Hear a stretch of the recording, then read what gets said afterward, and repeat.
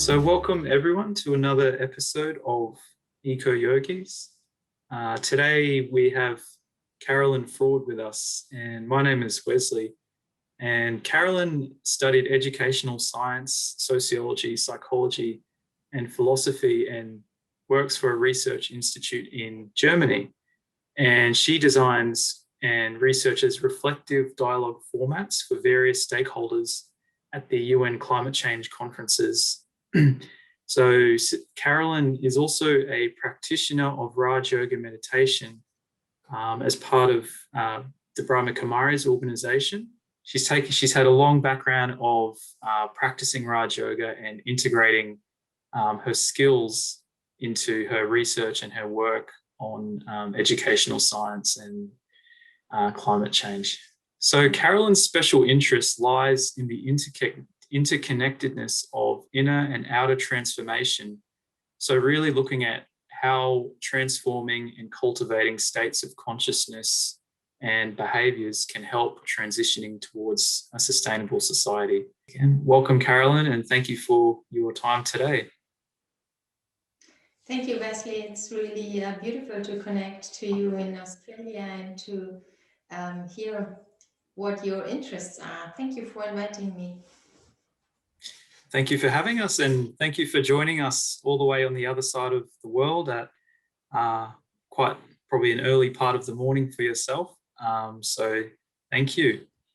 So Carolin, to start things off for today, can you tell us a little bit about how you first came across the Brahma Kumaris, and what was it that made you want to take up its study and the practice of Raj Yoga meditation? Okay, yeah. Actually, I in my teenage time, I was quite aware of many things which go wrong in the world, like inequalities and hunger and so on. And one big issue was the environment. And all my friends were also aware of these things, and we would go for demonstrations or organize events to raise more awareness. And during one of a big demonstration, which was not specifically about environment, but a theme which is quite connected to it, was against atomic energy. I actually had my first spiritual experience, you can say, totally out of the blue. We were like trying to stop a train with atomic waste, and there were policemen from all over the country, and it was quite violent, and I haven't seen a scene like that before. And so there was a policeman, quite young, who was beating an old farmer who was already lying on the floor, and that kind of really triggered my sense for justice. And I said, "You can't do this," and just touched him on his shoulder. And because he was totally under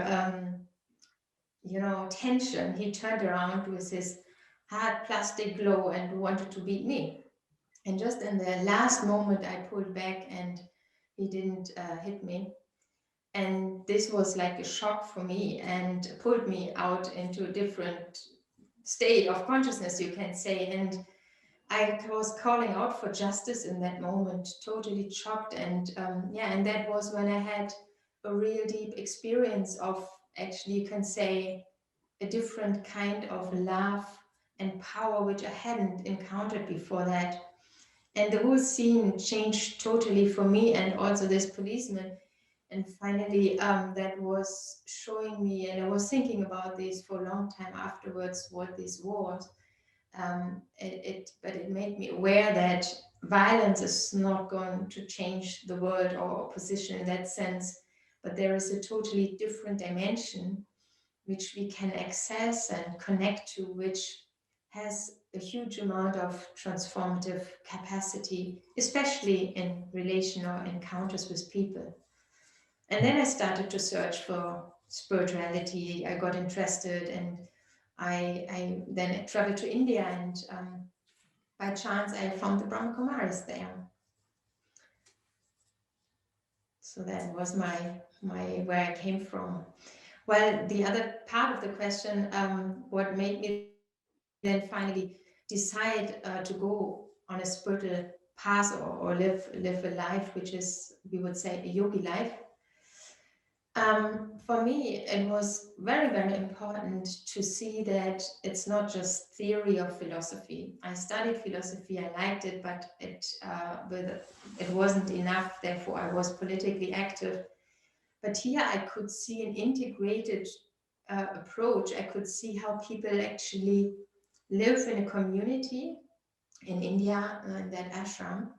And actually then I got to know more about other countries, and live a very conscious life with meditation, with awareness, and at the same time doing very normal worldly things of cooking and cleaning and or working in a hospital and so on. And I found that very attractive, that very natural, down to earth spirituality. And also from the beginning, when I started to learn meditation, I had beautiful experiences, and I could see how it actually changes me and enhances my inner well-being.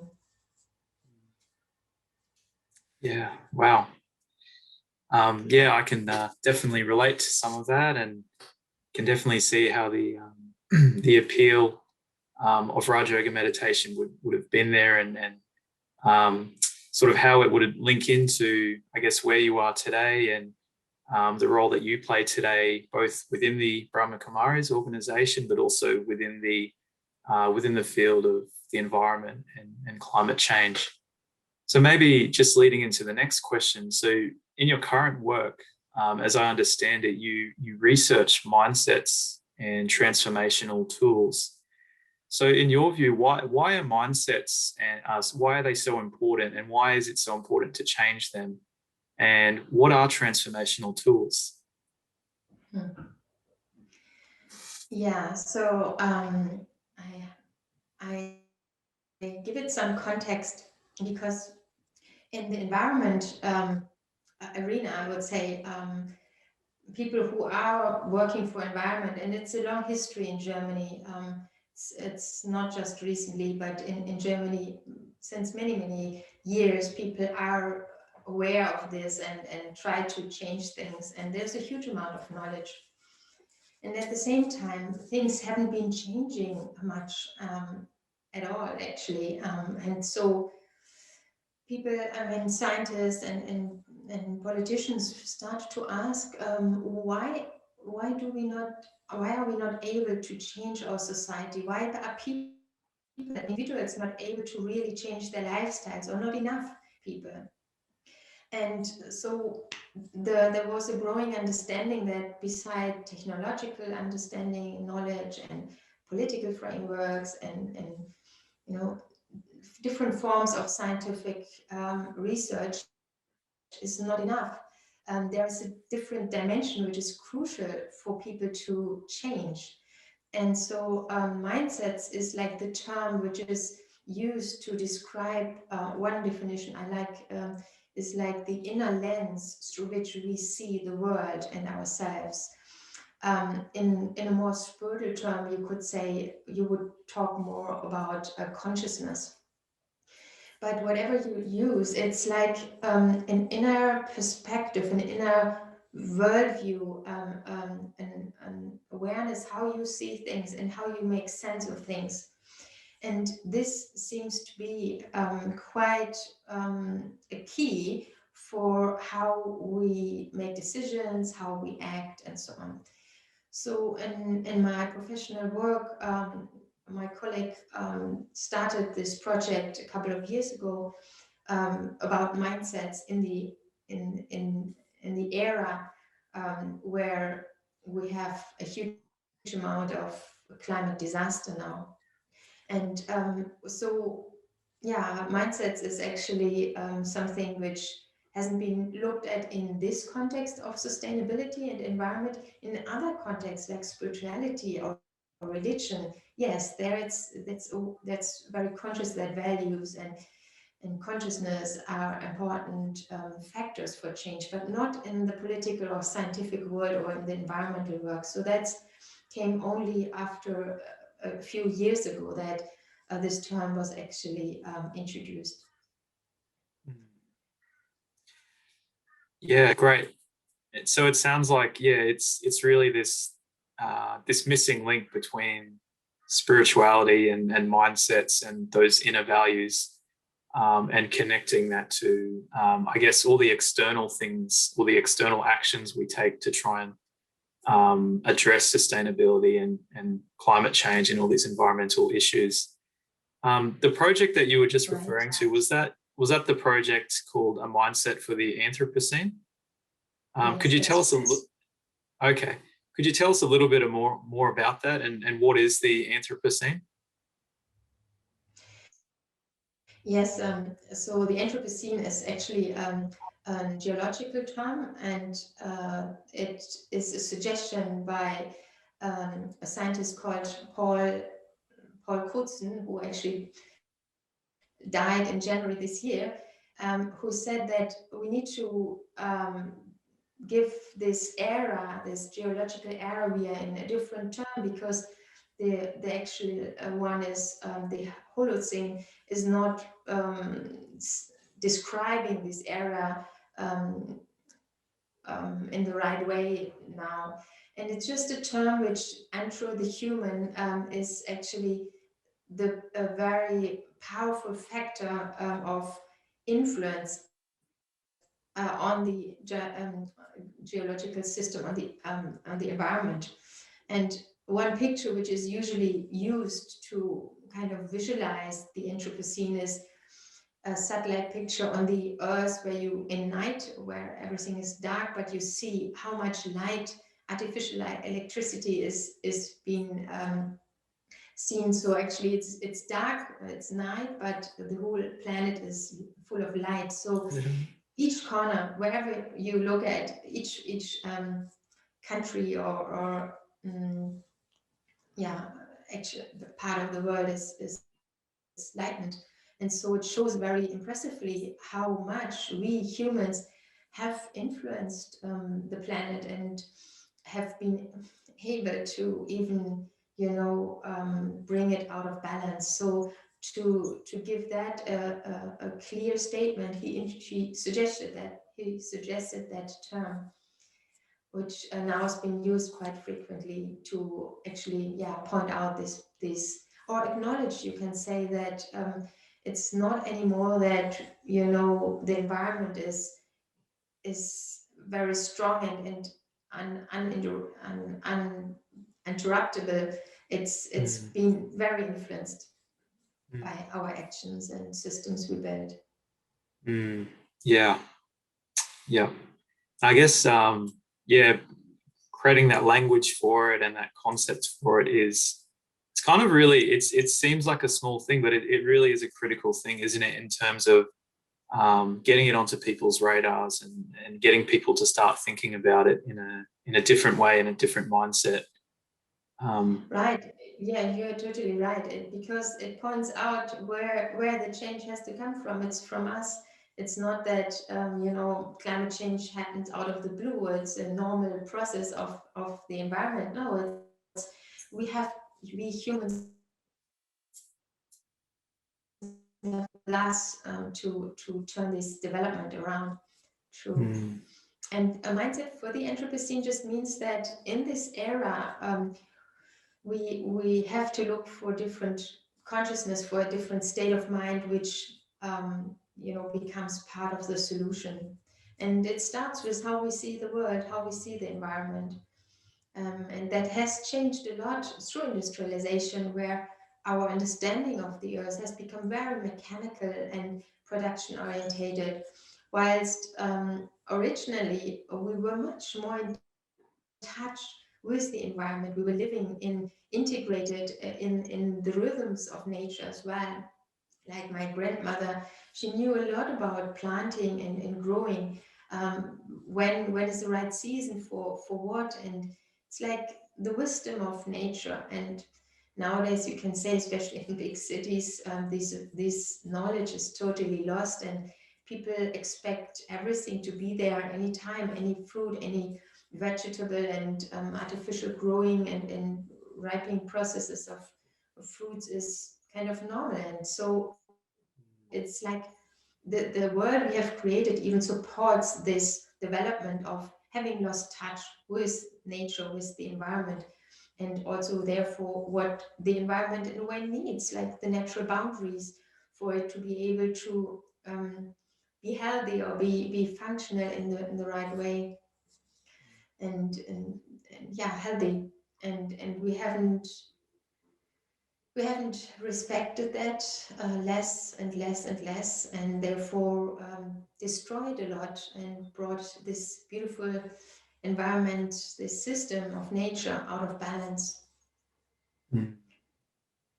Would you say that, yeah, our mindsets are out of balance, and therefore over time we've brought the external world out of balance as a result? Is that really the analogy there, or the parallel that's happened there? Yeah, I mean, it's a good question that our mindsets have gone out of balance in a way. Yeah, definitely. From a Raj Yoga perspective, it's like we have lost ourselves, even not only touch with nature, but we have actually lost touch with our true self, and started here as well to externalize our identity. Like we started to think more and more of the physical body as our identity, or about the things we own, or the skills we have, or our career, and so on. And that had a huge effect, this disconnection from ourselves, because you can say that any external identity is just a replacement, is just a temporary replacement for what is really missing, which is being in touch with my inner beauty, my inner resources, my inner identity. And this is where security, peace, happiness lies, which we now compensate all the time externally, just because we don't know how to access this anymore. And so, yeah, our consciousness, our awareness gone out of balance, you can say. We started, Yeah. I mean, if you think about it, it's a bit strange that we start to identify just with matter, or with clothes, or with a car, whilst we are such different, being. Yeah. No, I think that's really interesting, the whole connection between our consciousness, or our mindset, and our relationship with the world, but also just the way that we influence the world around us. I want to just come back to another question. I think you've already touched on it, but I'll just ask it anyways. In your view, why is it important for people to know about climate change, and even the sustainable development goals, and the commitment that countries make to that? How does knowing about those things, and those commitments to those goals, how does that lead us to making practical choices and actions? Well, first of all, I think it's quite important for everyone to really understand climate change is happening. And it's amazing that still there are many people who don't realize that it is happening, despite of all the scientific proof we have now. And also to understand that we have to change. We have to change our lifestyles. We have to change our the way we, live as a society, our value systems. And well, because change is not so easy, and anyone who tried to change themselves knows that it isn't that easy. You need a lot of determination, and often it's been political laws, political decisions and laws who kind of push people to change. And this sustainable development goals are not laws in that way, but they are internationally set targets which any country has to contribute. And so from the level of a nation, from the political side, it has to reach the society, and has to reach laws and rearrangement of transport systems and food systems and all of these things, so that there are more alternatives, more healthy ways of organizing societies and all what we need.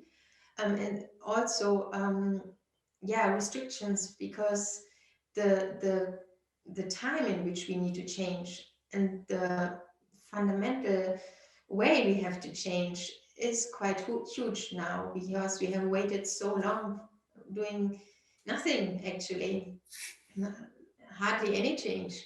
So now the time is running out and we have to move quite quickly to change things. So yeah, sustainable development goals, to know about them, to understand them, need to are ahead for people to, you know, see it's not only my country, not the politicians only in my country, but it's actually commitment countries have given amongst themselves to, yeah, to save our earth. Mm. And to take personal responsibility, I guess, isn't it? Yes, I mean, right. When we understand that everyone in all countries have to change, then it's probably easier if you think only I have to change. Yes. Great. Another question. So, where do you think your interests, so your personal interest in the environment, has come from? And what do you dream of achieving in relation to the environment? So I said that in my teenage life years, I already had a strong connection to the environment. However, when I then started to understand more about inner transformation, meditation, spirituality, I focused on that for only for a long time, because I found there is where I need to start. I changed my diet, I changed my whole consumerism. Um, I was aware of plastic even before, not using so much plastic. As I said, there was in my friends, all my friends were quite aware, and many of them were already at that time vegan. You can imagine it's now becoming more global awareness that vegan diet is better, but it was in my life already more than 20 years ago. And company is a very important factor for change as well. You know, if you are around people who are quite aware, reflected, who do change their lives and do different things, have different values, that's much more easier to also follow a certain lifestyle and certain values. Yeah, rather than you're with totally different people. So that's a huge support. But then after some time, for me, I found it's when I reconnected to the environment movement and specifically to the climate change movement and the climate change conferences, I saw really how many so good people kind of devote their whole life trying to fight against economy and you know very transgressive systems in the world, and you know had so good intentions for that. And one thing is really that I appreciate these people. They are quite informed, quite aware, and they are ready to give a huge amount of their time for doing something about it, whilst you know the masses often is quite inactive and don't care. So I really care for people in this movement. But also, I understand from a spiritual perspective that change, personal change as well as outer change, cannot only happen by changing my consciousness on an only mental level. Consciousness needs to be enacted in life, in actions, in relationships with people, with my relationship with anything actually around me. And that also actually inspired me to go on a path on a spiritual path, the whole idea of being a yogi whilst living in this world.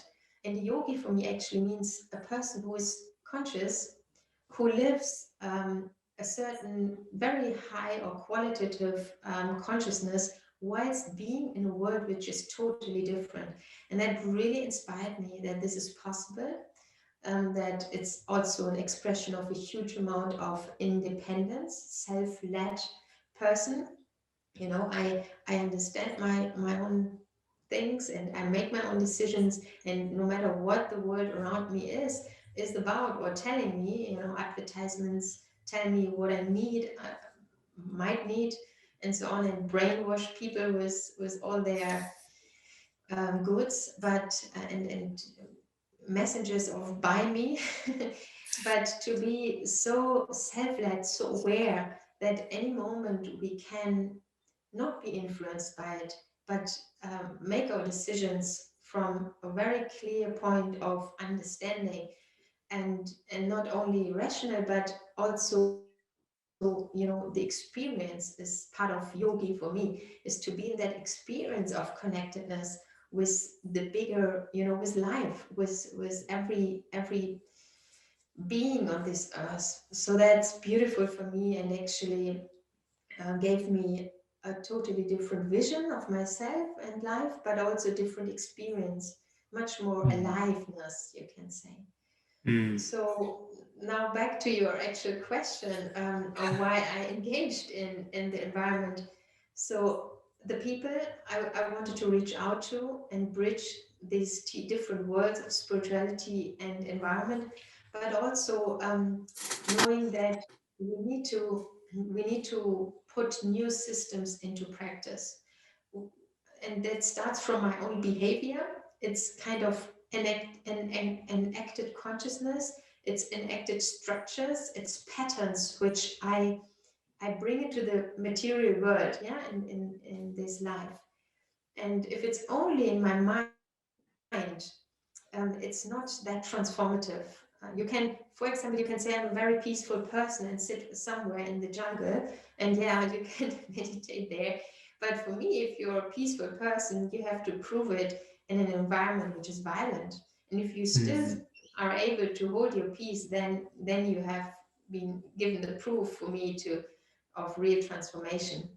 And you have also been able to transform other people and the people, you know, the environment around you, from a violent one to a peaceful one. So in that sense, it's very practical. We need to change our relationship with food, with anything, very, very practical.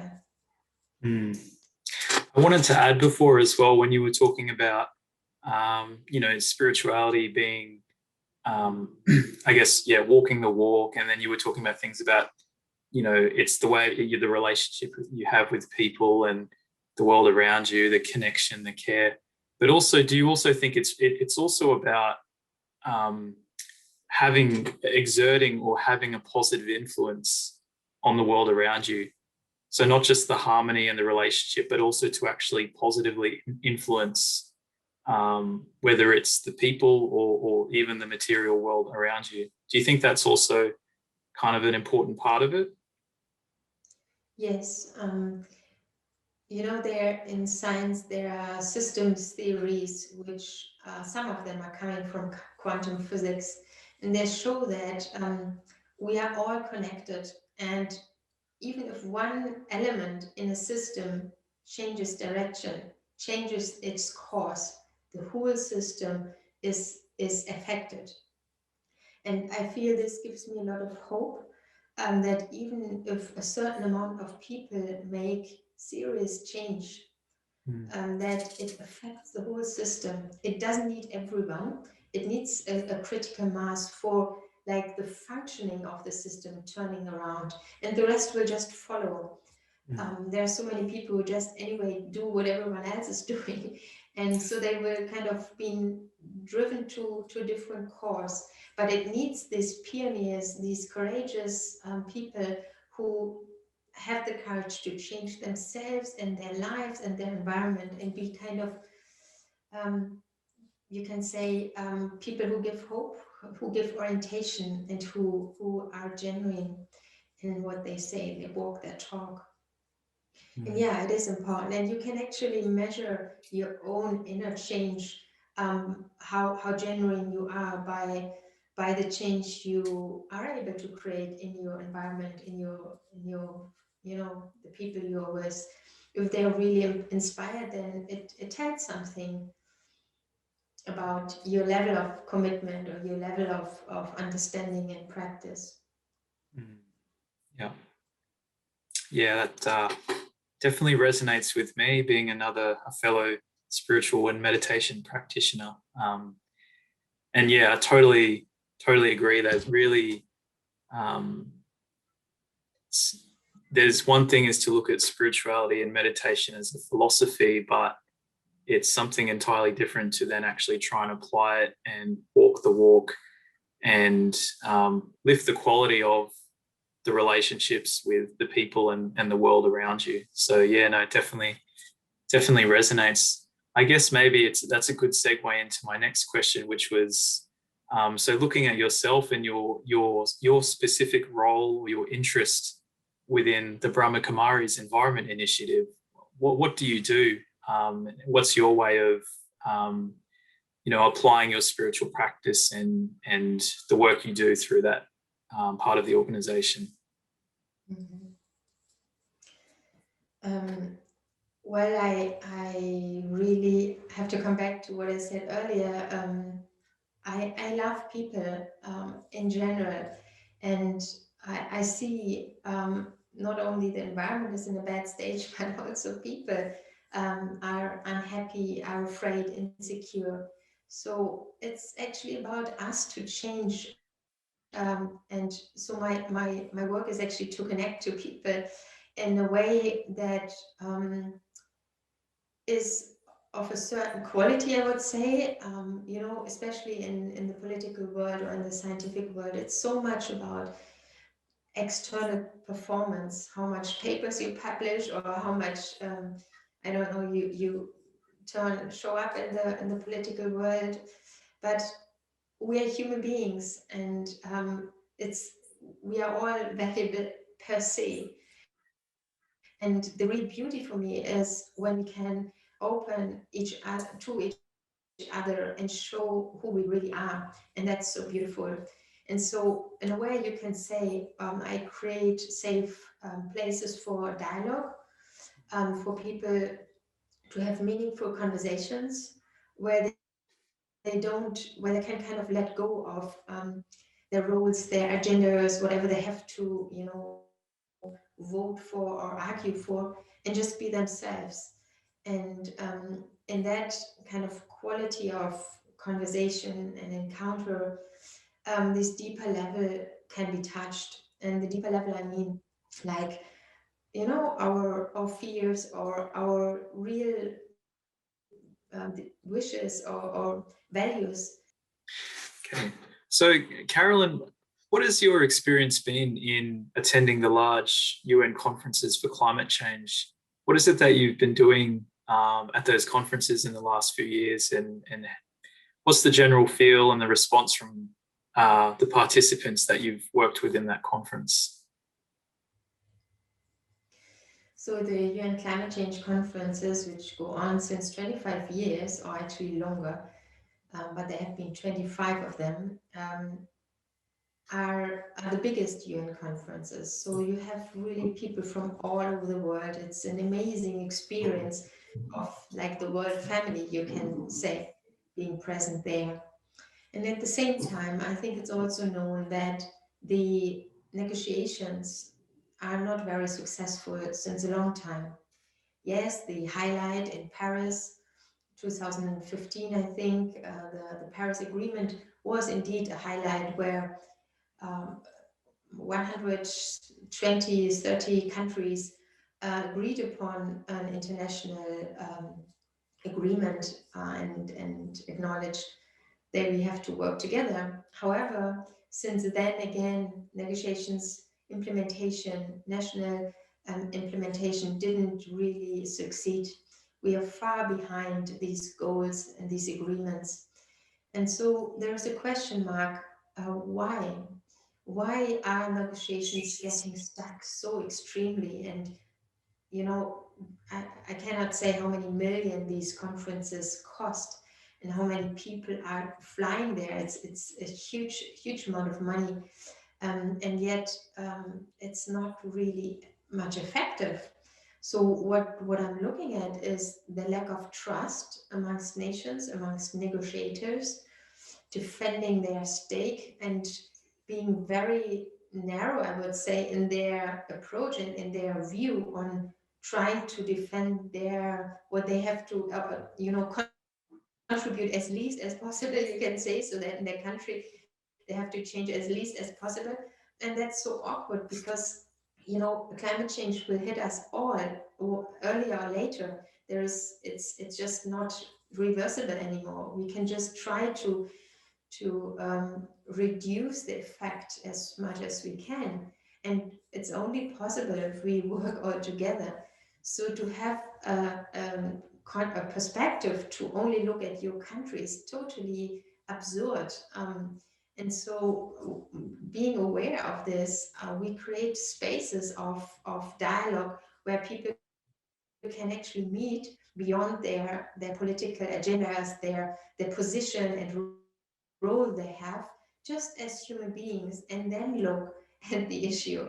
And with this shift in your consciousness again, you totally see the issue in a different way, and you come to different solutions, into different results. And also creativity is being released, you can say. If you think together, you understand we are all sitting in one boat, then you are totally, your mind is totally more open for solutions. So that's kind of what I see, what's happening there, what should happen more. And it's also what I do in my work, trying to create a different format of there, because usually it's very one-dimensional. I mean, there are the negotiations, which are quite negative, frustrating, and stuck. And then there are the events, which are kind of talks, but no interaction. And for transformation to happen, I feel really we need an encounter, and we need to have meaningful conversations. We need to have an experience which kind of brings us out of our unconscious routine and narrow mind. And that's actually because there is such a diversity there at the conference. It's a beautiful and huge opportunity to create that. However, the formats doesn't allow it, you can say, unless you try to create your own space within that environment. So besides building partnerships and friendships, interface work, for example, but also interlinkages between science and religions, also happening a lot there now, because one is not enough. We need to look at things from very different forms of knowledge and understanding to solve these complex issues. So yeah, this is some of the work we are doing. And I guess I think maybe this is what you were touching on, but some of your recent research talks about the need for that mindset shift in a way that can support new ways of communication and collaboration, which is based on more relational modes of knowing, being, and acting. Is this sort of what you were just touching on, or can you maybe talk a little bit more about how that way of communication and collaboration would look, and what is the mindset shift that's missing? Mm-hmm. Yes, it's actually directly related to what I say, and I'm happy to elaborate a bit further on that. So the relational knowing, being, doing points out that in that framework, we actually understand that transformation is a relational thing. It's something which happens when I relate to something. And in a relationship, you have two things, like you have yourself, and then the question of who am I is part of it. And then you have the other. It can be a human being, it can be nature, it can be an animal, it can be a thing, a table, or whatever. So you relate to something. And in that relating, you see a lot of, it's an expression of your consciousness again, on the way you see someone or something. We know it from relationships between human beings. You see someone relating to someone in a disrespectful way, or in a very unconscious, for example, there is a term beneficiaries. If a certain culture gets support from a country, so you see a nation or a culture as beneficiaries. For example, the indigenous cultures or small island communities. But in fact, this is such a disrespectful perspective, because they are not just beneficiaries, they have a huge amount of cultural wisdom and treasures to give, actually.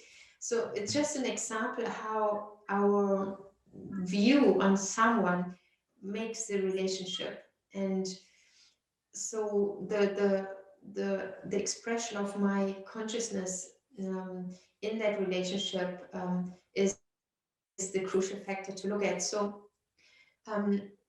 coming, moving away from nations and roles and positions and political agendas to the very simple human encounter does have a huge amount of transformative potential for working together, for being honest with one another, for doing the best we can together to make something change. And there is no other way, to my understanding. If we want to transform the world, we have to work together and do the best we can together.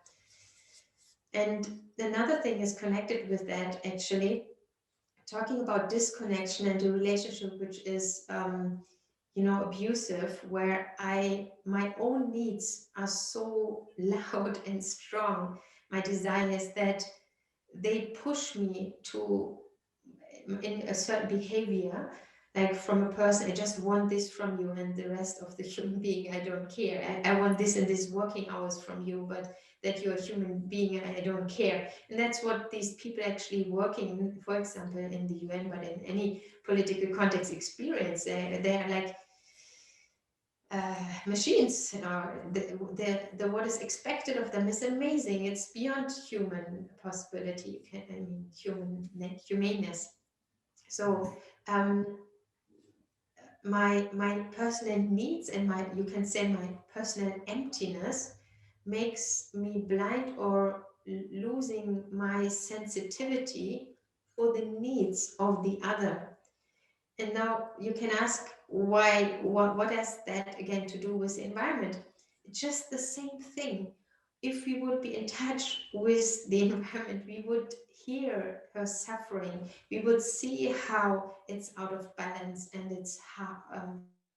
And it's the same as a human being. Like, how can people be so crucial to other human beings? It's only if there's some disconnection and they lost empathy, they lost sensitivity or perception of the other, and that's the moment when we become violent.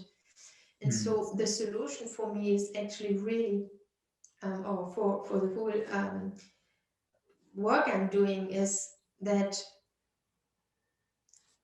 connect back, become aware of your needs, and take responsibility for them in a healthy way. And then you also can connect to your inner resources then. And there is so much inside of us. We just didn't realize how to get there. And meditation is one beautiful way to get in touch and to experience the peace within ourselves, and meaning and sense and so on. And then you can bring that out into your actions, in your relating to others, and in that sense, share this beauty which is inside of you, and become a giver rather than in someone who expects and wants and so on, and abuses others or the environment. And that's, you can say, a very human act. But it's in these contexts where it's needed so much, maybe more than in other contexts, because it's such a hard environment. You mentioned meditation just at the end there. Can I ask, how does your spiritual study and your lifestyle and your meditation practice with the Brahma Kumaris help you in your work? Can you tell us a little bit about what it's like for you personally?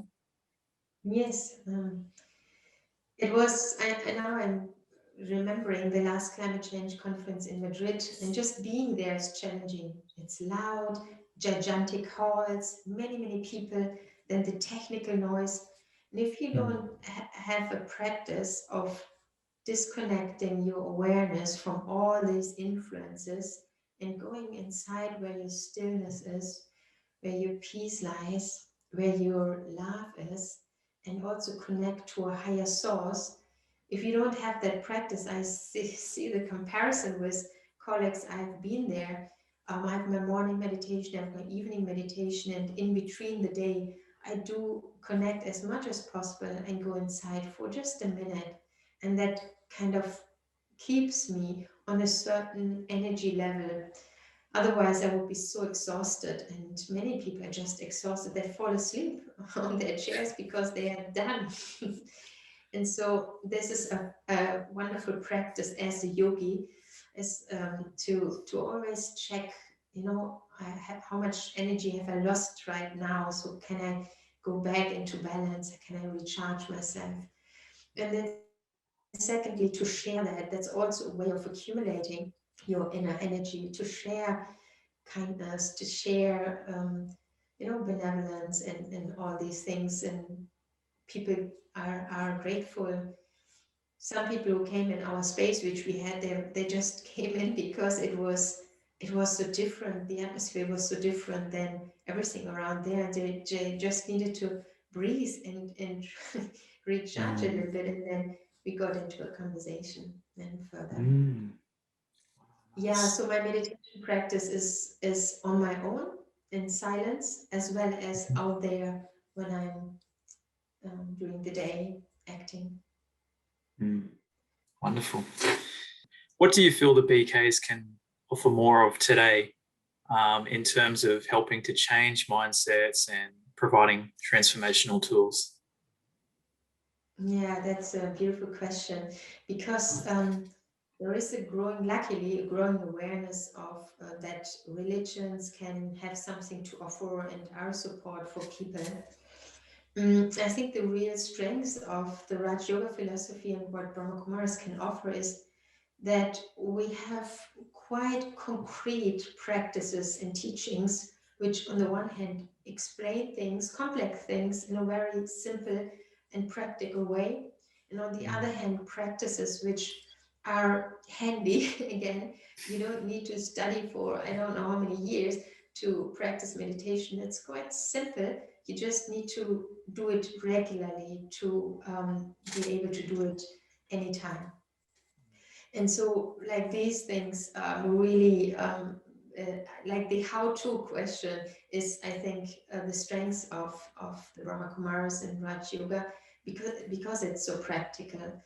And yeah, so, and that's what we need. We need to know now how to change my thoughts, how to change my relationship, how to change my habits. And the other thing which maybe is still something which we need to find the right terminologies for, so people kind of open to it, is that on the one hand, there is a resource inside of us which we can tap into and access and use. And the other side, there is another energy source.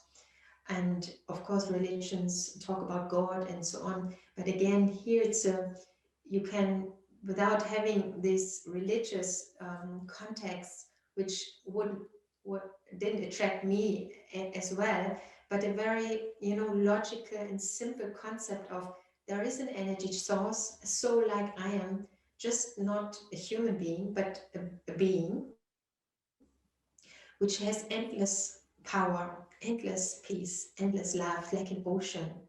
And this is beyond the material world, and I can travel to that source in my mind, and I can connect and really take energy into myself from that source, so that I can enhance my energy level. And not only that, I can use that energy for everything I do. Because one big problem also with activists is that they burn out. Like when you use, they work with a lot of, engagement and interest, but using up their own energy, which happens to many people in many professions, of course, also in the healthcare sector and so on. And that's dangerous. That's really dangerous and can be very damaging for the soul, the being. And so to learn to take from that source, connect with that energy, it's a divine, beautiful light, which you fill yourself with, but also use it for whatever you do. And it's not only protecting you from burning out, but also because it's such a pure energy, it's totally uninfluenced. It has also a very special form, special power. I see that it makes everything I do much more effective, much more successful, you can say. Awareness that it's not me, it's not my energy, it's not I'm doing this, but I'm just kind of someone who how should I say, do you have a good word for it in English? Like an instrument, do you mean? Or a conduit or a... Yes, like that. An instrument, a conduit who hands over energy, or hands over, it's like it's done through us, but it's not I hanging myself, identifying with it. And that really is a huge protection for me. And I think makes actions also more pure, you can say, and pure in its intention, so that I'm not again taking away energy, that I nurture again my self-respect or my performance with it, but I let free my actions, and so they can have the greatest amount of power and influence, and I nurture myself from that other source as well. I hope that was not too abstract and too spiritual in that context. I hope it was understood. No, I think it was very beautiful and very practical at the same time. And you really spoke about, how you said it earlier. It's a daily practice, and it's not rocket science. It is quite simple. It's just a practice. But as you were saying, when you have that regular practice, then you're more easily able to draw on that consciousness or on that energy and bring it into the actions you're performing, the interactions with people, into all the initiatives and all the work that goes on to helping the climate, helping sustainability, helping the world. But as you said, there's this extra kind of color, or this extra sort of elevated kind of vibe to how the actions are performed, which really puts it on a different level to, I guess, ordinary actions or ordinary awareness. So I thought it was wonderful, very practical. Maybe just on that, so what would you like to see? So with the work that you are doing in the BK Environment Initiative, where would you like to see that work go in the future? That's a nice question. Well, there's so much more we could do. And I'm interested in offering spaces where people can talk about these issues in a different way. You can say, as the whole human being they are, they don't need to leave out their heart or their personal life. They can be the whole human being they are. And in this way, talk also on emotions, on fears, and to find friends where they can feel supported by, and see how they can see things different, how they can learn to care for themselves as well, and whilst they do this important work. And I think really building a community of people who are examples for inner and personal change, as well as environmental work and activism. Yeah, I mean, we do a lot of, we do have created lots of friends over the years, and people who work together, we work together with, and at the same time, this circles of practice where we meditate together, where we do inner work together, include that, integrate that in our environment work, in political work, in scientific work. That's something I would like to see more. Yeah, that would be very cool. So, okay, I think we are sort of coming near to the end. So, Carolin, it's been really nice talking with you about this fascinating aspect of environmental work. We've actually been asking all of our eco yogis to give us a challenge for the following week. So, could you give us a challenge? What's something that we could work on over the coming week? Maybe something in relation to mindsets or something you've been talking about today. Yes, I love this question, and I would actually love to hear from those people who practice this challenge for this 1 year. I don't know, 1 week, sorry. I don't know if there's a chance to get a feedback loop on that. If you maybe write in the YouTube chat box or whatever, or write to the email address from your group. Or on Facebook. Yeah, Facebook. I would really love to hear your experiences with that practice if you've done it. So I would like to invite you to practice every day to first connect with your inner self and feel your capacity of peace, your freedom, your love, and your connectedness with what you really are, as well as life and all forms of life. And then from that inner feeling or inner experience of fullness and positivity, take that energy into your actions, like let it flow into your actions, and also into relations, into encounters with other people, and see how it is different to when you expect something, where you go to a place where you expect things to be in a certain way, or where you go to a person and expect from him or her something specific, and to turn that expectation around into sharing. Or if you feel you need something, then to check, can I get whatever it is, can I get it from inside or from a moment of meditation, and then turn that around and become a giver. And I would be interested to hear if this giving makes you happy, or if you feel more empowered, or if it's a burden or difficult. I would like to see, to read about your experiences, to turn that, it's a direction, instead of wanting to give, like connect inside and share. And maybe your perspective, your perception, your perspective changes as well. Kind of like giving from overflow, isn't it? Filling yourself up and then giving. Yes.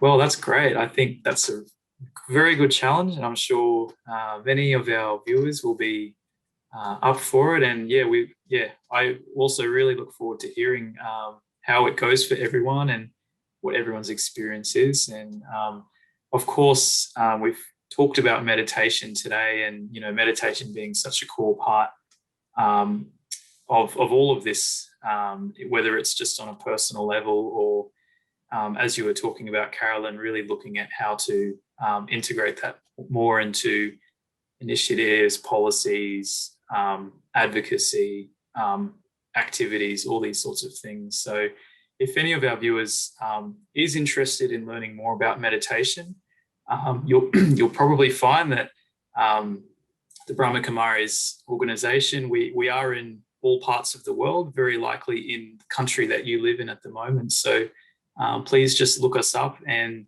I'm sure you'll find there's a meditation center hopefully near you, and please feel very welcome to come and meet us and to learn a bit more about meditation and spirituality and how to, as we said right at the start, how to apply it practically in life and use it to transform our perceptions and ultimately our actions and our relationships.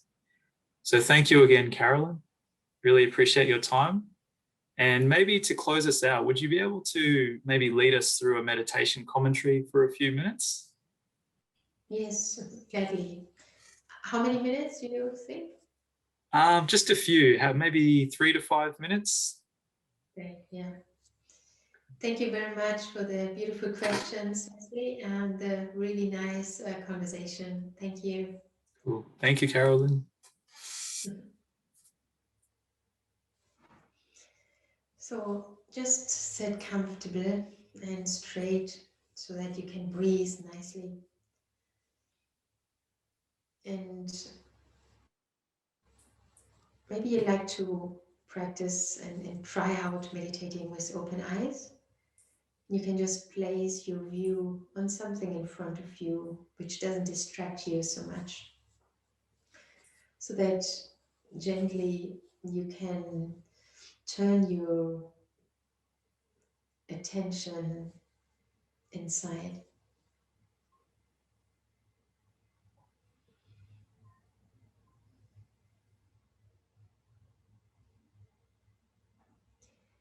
I become aware of this moment.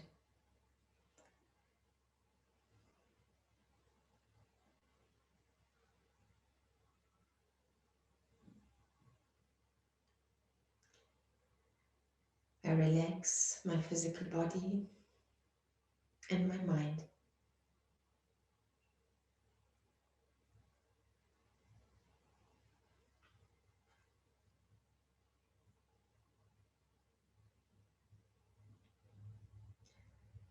I gently turn inside myself and become aware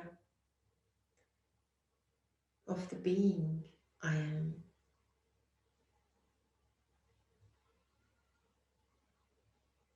I become aware of my thoughts and my feelings.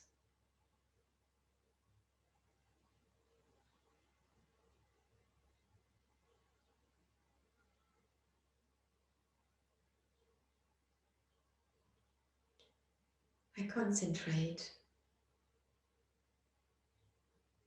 and connect with my inner peace.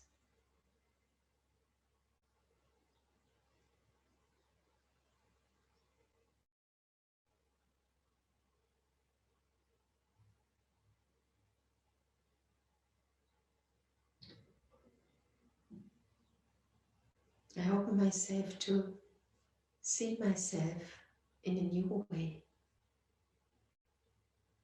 I'm a beautiful, special being.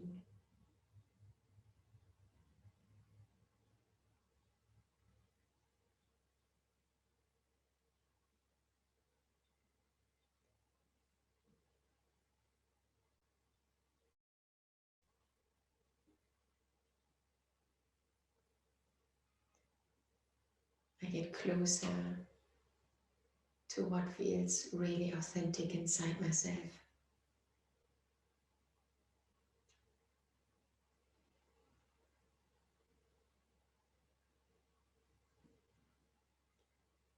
My mind becomes more and more silent.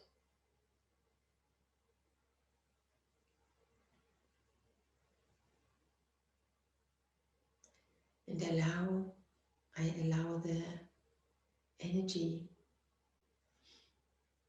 of peace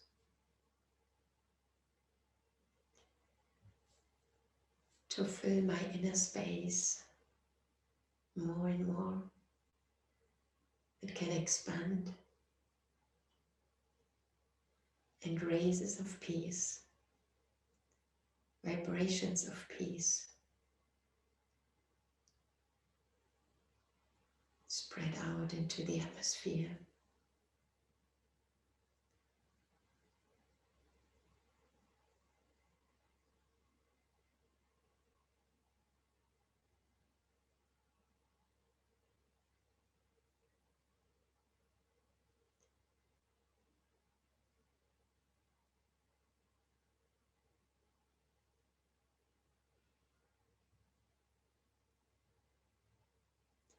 I enjoy being with myself in this sweet way.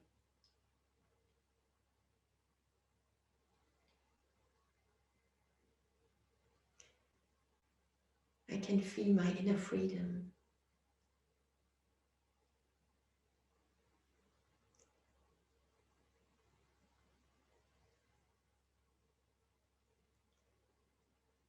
And I connect with the Supreme Source, the higher source of energy, pure divine light.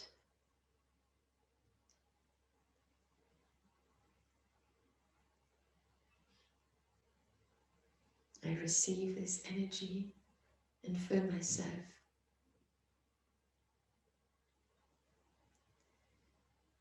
Like a waterfall of light flowing through me, flowing into my actions, to everything I do.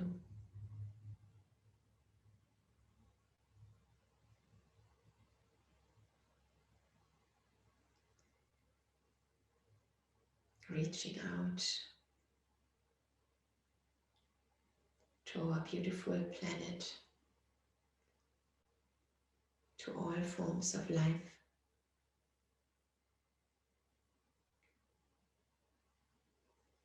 To my human family.